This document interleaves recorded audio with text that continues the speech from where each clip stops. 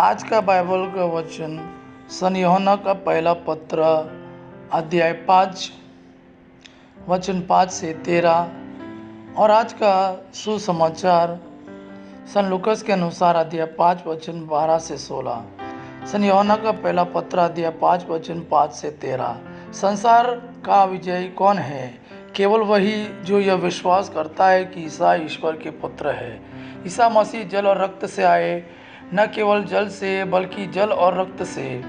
आत्मा इसके विषय में साक्ष्य देता है क्योंकि आत्मा सत्य है।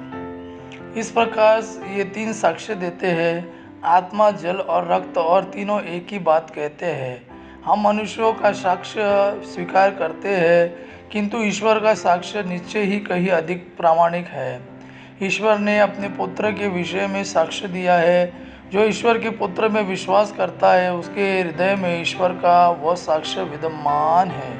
जो ईश्वर में विश्वास नहीं करता वह उसे झूठा समझता है, क्योंकि वह पुत्र के विषय में ईश्वर का साक्ष्य स्वीकार नहीं करता।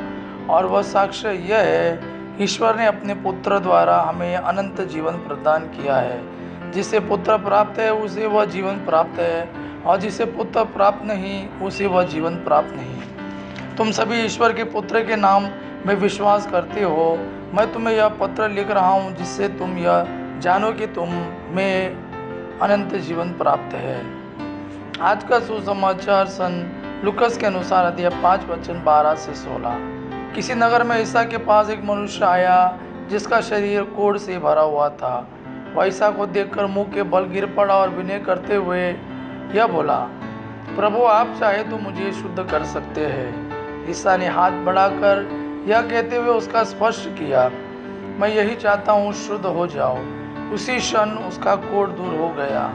ईसा ने उसे किसी से कुछ न कहने का आदेश दिया और कहा, जाकर अपने को याजक को दिखाओ और अपने शुद्धिकरण के लिए मूसा द्वारा निर्धारित भेंट चढ़ाओ, जिससे तुम्हारा स्वास्थ्य लाभ प्रमाणित हो जाए।